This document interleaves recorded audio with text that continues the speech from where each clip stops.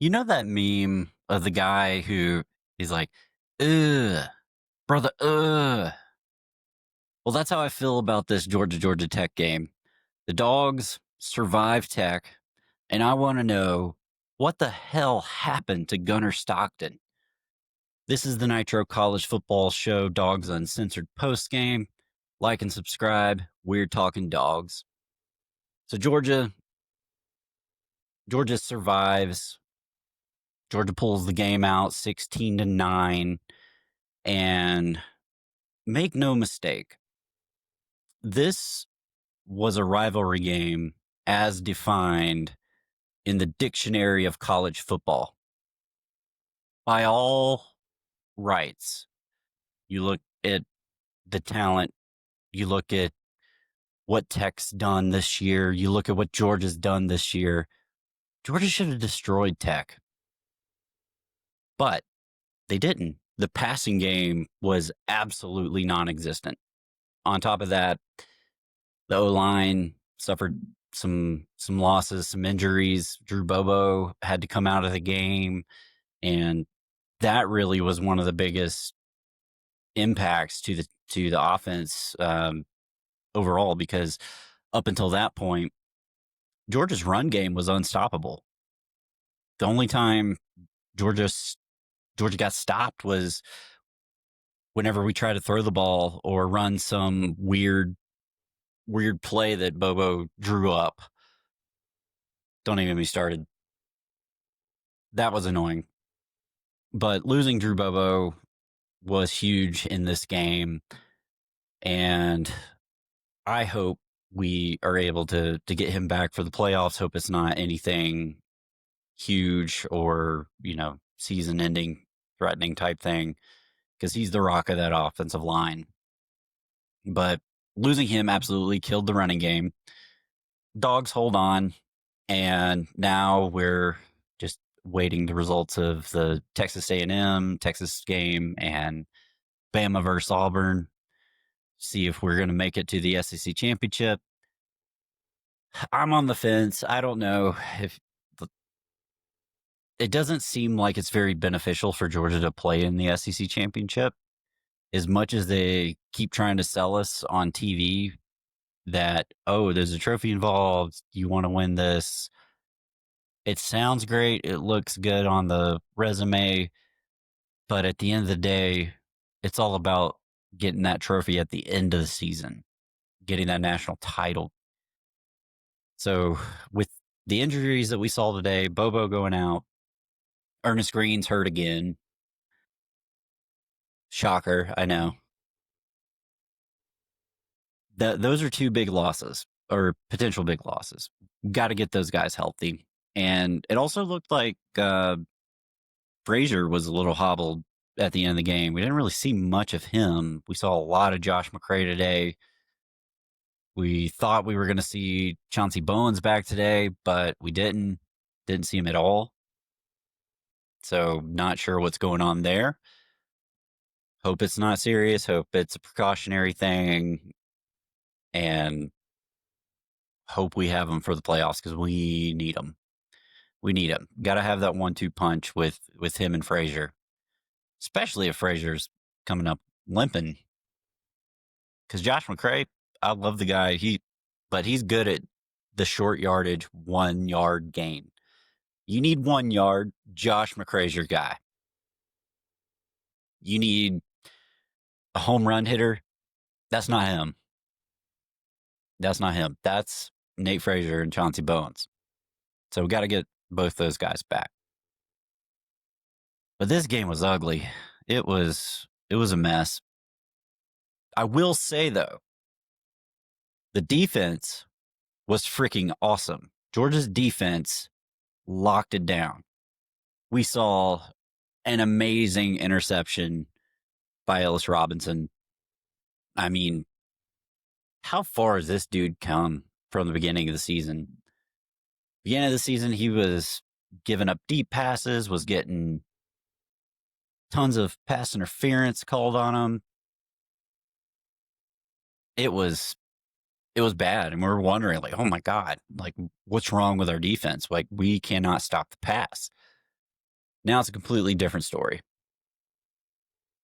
You had one-on-one deep shot from Haynes King and Georgia Tech, and for some reason, I don't know what it is about being in Mercedes-Benz playing a team that's not Alabama. But someone's going to make a ridiculous interception, and today it was Ellis Robinson. So props to him. I am so proud of that kid. He has come a long way. Most improved DB in the country. I mean, give you got to give him his due. He's finally living up to that number one overall recruit status. So thank God for that. But the defense did great, held Georgia Tech to 9 points, which is what I expected, really. So I picked Georgia to win big, like 38-10. I didn't think Georgia Tech was going to score very much, and I was right on that point.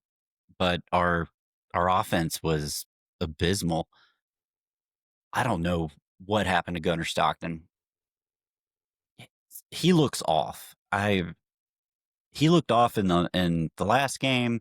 It seems like ever since that interview with Marty Smith on ESPN went out, that maybe the hype and the pressure of the Heisman talk is weighing him down. Maybe just getting in his head a little bit.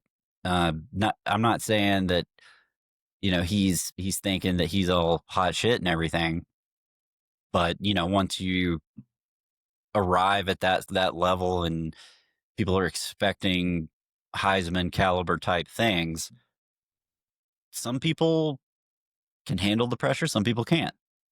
I'm not saying Gunnar can't handle that pressure, but the last 2 weeks, Gunnar hadn't been great. We got to be honest about it.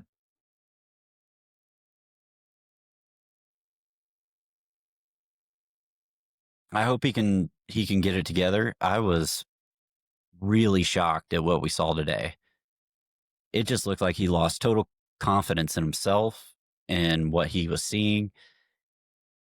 I know he got pressured a little bit. Tech's defense actually played pretty well, but you can't tell me that guys weren't getting open at some point. I mean, our receivers have been getting open all year, and you can't. I'm not going to take the excuse that because we didn't have Colby Young that we couldn't throw the ball. We've had our best offensive games since he's gone down, and I'm not saying it's because he went down. He went down in one of those games, but we've been able to throw the ball just fine. We didn't hit any tight ends. We were able to get it to Zachariah Branch.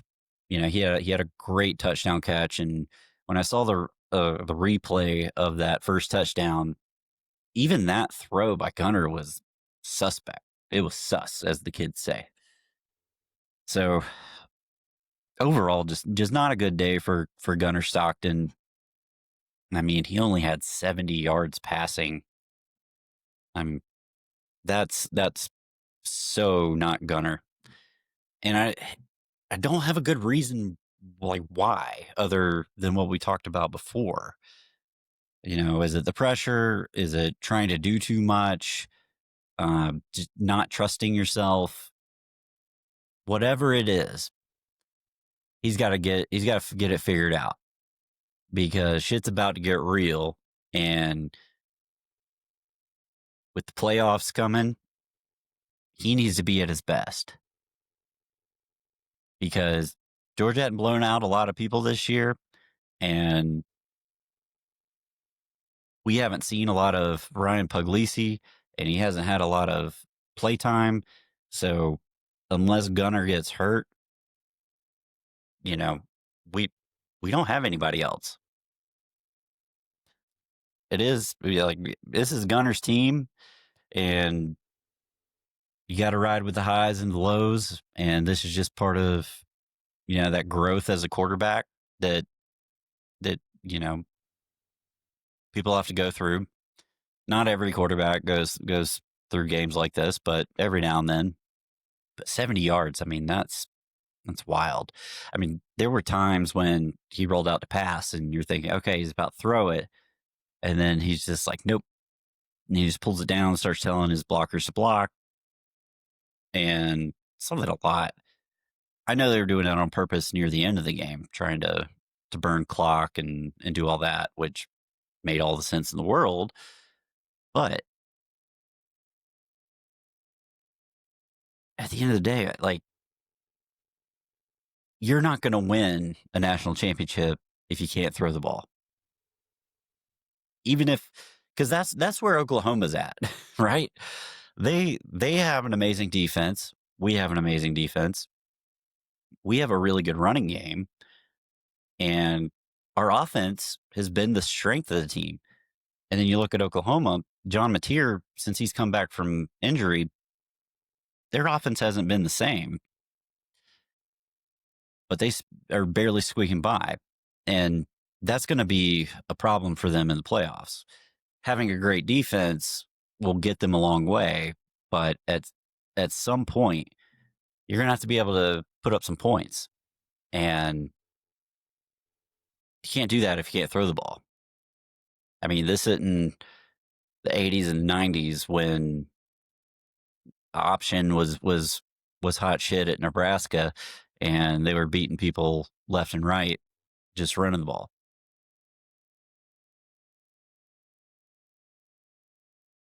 Got to get that figured out.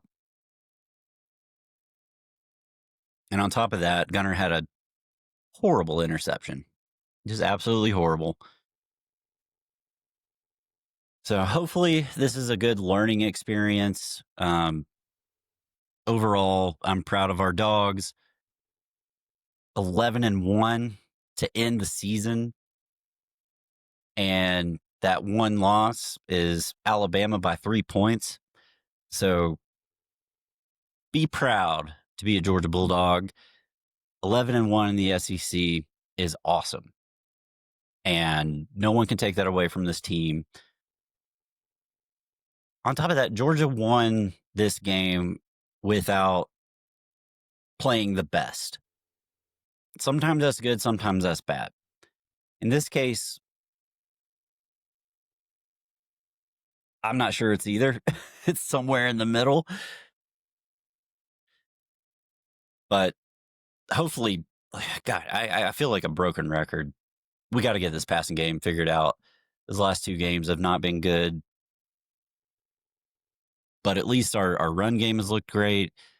We're starting to see a lot out of Nathan Frazier. Hopefully he's not hurt. And this game was stressful.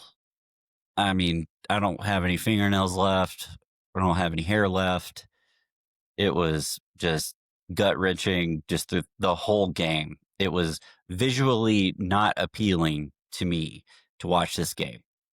But we made it. And in the immortal words of Clark Griswold, hallelujah and holy shit, we survived.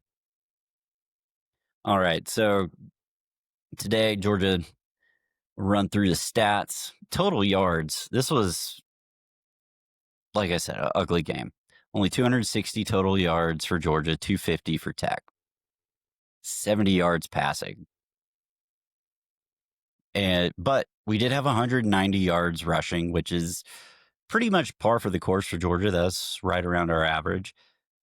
Held Georgia Tech to 69 rushing yards. Nice.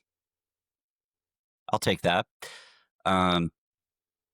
Third down, Georgia did really, really well on the defensive side. Only allowed 4 third down conversions. That's the number. That's the one stat that we have to keep looking at with this defense, because earlier in the season, third down was a problem, and it started out that way. I don't know what was going on with the refs at the beginning of the game. Someone's got to tell me why that wasn't a safety. That looked like intentional grounding to me, but I'm not going to be one to complain about outcomes of the game based off what referees do, but it was weird. But that saved Tech from having to kick the ball away and Georgia getting 2 points and converting a 3rd and long. And it was like, oh my God, here we go again. But Georgia turned it around, locked it down on 3rd down, and ultimately dominated the game physically. So while it doesn't show up in the stats or the scoreboard, Georgia dominated this game from a physicality standpoint. Time of possession, Georgia dominated it 35 minutes to 24 minutes. That's a huge differential. Huge differential. And individually, we had a 100-yard rusher. Nate Frazier, welcome. We found this is great. I think we've had this is second game, third game with at least 100 yards. So that's great to see. We're finally getting back to Georgia running the ball and having 100-yard rushers in multiple games. So happy to see that. Zachariah Branch, leading receiver, 5 catches, 53 yards, and touchdown. And that's pretty much all I can say about the individual stats there. I'm just glad we won. We survived. Now we get some time off. We'll see where Georgia actually ends up in the playoff. If everybody holds serve, Texas A&M wins, Bama wins, and they go to the SEC championship, maybe Bama loses, or I don't know, whoever loses that game. Georgia's got a great shot of getting a first-round bye just based off where they're at right now. So that could be huge just from a health standpoint, give Bobo a little time to recover, Ernest Greene to get a little healthier, and that makes the offensive line completely different. And that's what Georgia's going to need going into this playoff run. And they gotta get Gunnar worked out. He's got to get his mind right. Got to happen. But I'm glad for a win. Happy with this season. It's great to be a Georgia Bulldog. And that's going to do it for me. Check us out tomorrow. Not tomorrow. Today's Friday. It's Black Friday. We'll be back on Sunday. Give a recap for the entire weekend. And until then, I'm Burl. And go Dogs.